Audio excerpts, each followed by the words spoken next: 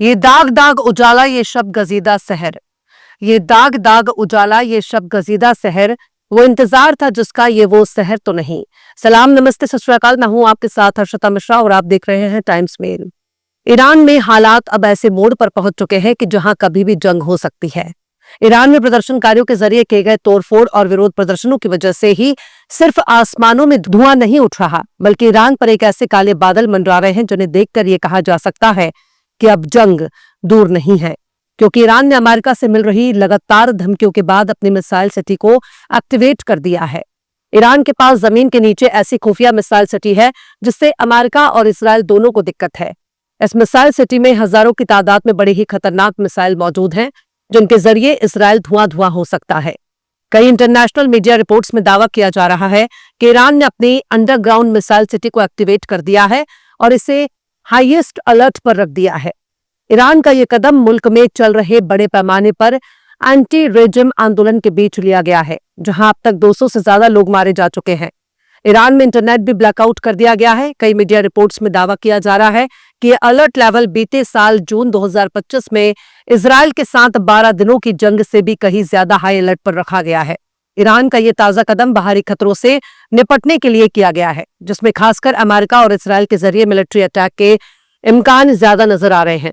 लिहाजा अमेरिका और इसराइल के होने वाले किसी भी हमले से निपटने के लिए अंडरग्राउंड मिसाइल सिटी को एक्टिवेट कर दिया गया है।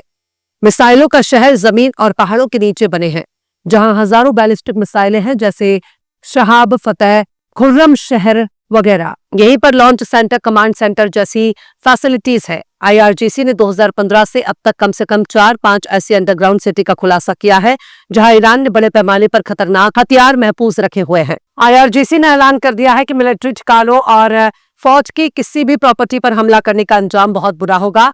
इसे एक रेड लाइन माना जाएगा। ईरानी अफसरों ने प्रदर्शनकारियों को आतंकवादी करार दिया है, क्योंकि 2 रातों से मिलिट्री और सरकारी ठिकानों पर प्रदर्शनकारियों के जरिए हमला बढ़ गया है, जिसमें कई आम शहरी और सिक्योरिटी फोर्सेस के लोग मारे गए हैं।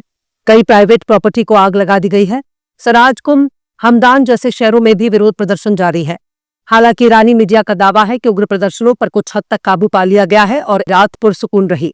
100 से ज्यादा प्रदर्शनकारियों को गिरफ्तार भी किया गया है, जिनकी कायदे से सुताई होने के बाद उन्हें अपनी गलती का एहसास हो रहा है। वो अपना मुंह छिपा रहे हैं और किसी और के बहकावे में हिंसा करने की बात कही है। वो अपनी गलती के लिए तलाफी भी कर रहे हैं। ईरान ने जिस तरह से खतरे को भांपते हुए मिसाइल सिटी को एक्टिवेट किया है, उसकी सबसे बड़ी वजह डोनाल्ड ट्रंप के बयान है, क्योंकि जुमे को भी डोनाल्ड ट्रंप का बयान आया है, जिसमें उन्होंने ईरान के प्रदर्शनकारियों की हिमायत की है। ट्रंप ने ईरानी हुकूमत को धमकी देते हुए कहा कि बेहतर होगा ईरान की फोर्स गोलाबारी शुरू ना करे, वरना हम भी गोलाबारी शुरू कर देंगे। ट्रंप ने कहा कि मैं बस यही उम्मीद करता हूं कि ईरान में प्रदर्शनकारी सुरक्षित होंगे, क्योंकि इस वक्त वो बहुत खतरनाक जगह पर है। सबसे गौर करने वाली बात यह है कि सिर्फ अमेरिका ही ईरान के खिलाफ बयानबाजी नहीं कर रहा, बल्कि ईरान में हो रहे विरोध प्रदर्शनों को यूरोपीय मुल्कों के जरिए भी हिमायत जारी की गई है। फ्रांस, ब्रिटेन और जर्मनी के नेताओं ने जुमे को ही प्रदर्शनकारियों के मारे जाने पर सख्त निंदा की है। फ्रांस, ब्रिटेन, जर्मनी यानी तीनों मुल्कों ने कहा है कि ईरानी अफसरों की जिम्मेदारी है कि वो अपनी आबादी की हिफाजत करें और बदले की कार्रवाई के बिना उन्हें पुरअमन तरीके से विरोध प्रदर्शन करने दे। वहीं भगौड़े शाह का बेटा रेजा पहलवी भी सोशल मीडिया पर ईरान में दंगे भड़काने में खूब मदद कर रहा है।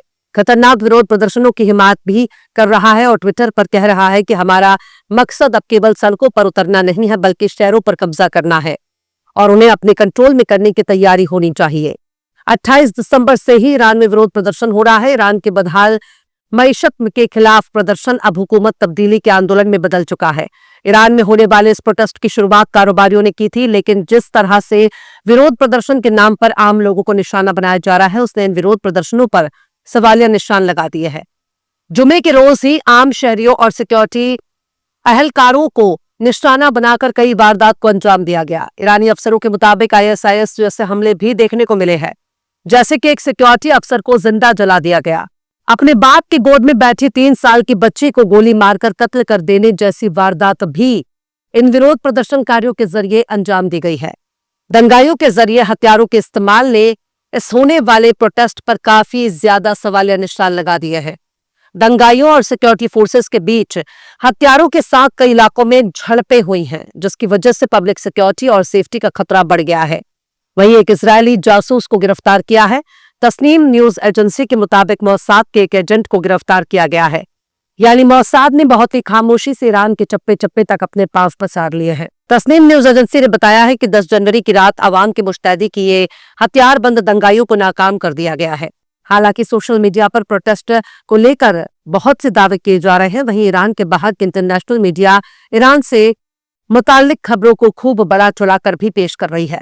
ईरानी मीडिया ने तेहरान के ज्यादातर इलाकों में अमन बहाली के दावे किए हैं। हालांकि गौर से देखा जाए तो वेस्टर्न मीडिया का रवैया बहुत ही एक तरफा रहा है। इसमें मीडिया की खबरों में अमेरिका, इजराइल और यूरोप की हिमायत तो नजर आती है, पर उनकी खबरों में ईरान के खिलाफ जहर भी नजर आता है, क्योंकि उनकी नजर में मगरबी मुल्कों के अलावा कोई भी मुल्क न तो इंसानों के रहने लायक है और न मगरबी मुल्कों के अलावा किसी मुल्क में कोई आजादी है। ईरान के सुप्रीम लीडर पहले ही अमेरिका को चेतावनी दे चुके हैं कि ट्रंप का वही अंजाम होगा जो ताकत के घमंड में चूर, कुरान, नमरूद, शाह पहलवी का हुआ है। वैसा ही हाल ट्रंप का भी होगा और ट्रंप भी गिरेगा। सुप्रीम लीडर ने हिंसा फैलाने वाले प्रदर्शनकारियों को किराए का मैन की सिपाही करार दिया, जो बताने के लिए काकू है कि ईरान के हुक्मरानों में इस वक्त अमेरिका के खिलाफ टूट टूट कर नफरत भरी दिल है। अगर अमेरिका ने कोई ही हिमाकत करने की कोशिश की या मिलिट्री एक्शन की कोशिश की तो फिर ईरान अपने मिसाइलों के जरिए उनका मुकाबला करेगा। ईरान के पैंतल मिसाइलों के खौफ की वजह से ही इजराइल बार बार ईरान पर हमला करने के लिए अमेरिका को उकसाता रहता है। अमेरिका भी ईरान को घेरने के लिए हर मुमकिन कोशिश करता ही रहता है। खैर, अगर ईरान में हालात नॉर्मल हो जाते हैं और सब कुछ पहले जैसा हो जाता है तो अमेरिका इजराइल के लिए बहुत बड़ी नाकामी मानी जाएगी। यही काम जून 2025 में भी देखा गया था, जब कुछ प्रदर्शनकारी सड़क पर ईरान की हुकूमत के खिलाफ खड़े हो गए थे, लेकिन फिर ईरान के लोगों ने ही उस प्रोपेगेंडा को धूल में मिला दिया। कोशिशें अभी भी जारी हैं। ईरान में तख्तापलट के लिए अमेरिका बेताब नजर आ रहा है, क्योंकि अमेरिका खुद को तमाम इंटरनेशनल लॉ से ऊपर समझ रहा है। किसी भी मुल्क पर हमला कर उस पर कब्जा करना उसके लिए बहुत आसान हो चुका है। खासकर वेनेजुएला पर हमला कर उसने अपनी हिम्मत को दिखा दिया है, पर तेल के उसकी प्यास कहीं पूरी दुनिया को जंग में न धकेल दे। बहरहाल, चलते चलते आखिर में सिमाब अकबराबादी ने भी क्या खूब फरमाया है। उम्र दराज मांग के लाई थी 4 दिन, उम्र दराज मांग के लाई थी 4 दिन, 2 आरज़ू में कट गए 2 इंतजार में। फिलहाल इस खबर में बस इतना ही। यह एपिसोड आपको कैसा लगा कमेंट बॉक्स में आप जरूर से बताइए। पसंद आए तो लाइक करें, शेयर करें और बेबाक, निष्पक्ष, स्वतंत्र पत्रकारिता को सपोर्ट करने के लिए आप हमारे चैनल टाइम्स मेल को जरूर से सब्सक्राइब करें और बेल आइकन की घंटी वाली बटन आप जरूर से दबा दें, ताकि आपको हमारे आने वाले नए वीडियो की नोटिफिकेशन फौरन ही मिल जाए। फिर मिलते हैं किसी और वीडियो में एक नई खबर के साथ। हर्षिता मिश्रा को दीजिए इजाजत। जय हिंद। अगर अभी तक आपने हमारे चैनल टाइम्स मेल को सब्सक्राइब नहीं किया है तो जल्दी से सब्सक्राइब कर दें और बेल आइकन भी प्रेस कर दें।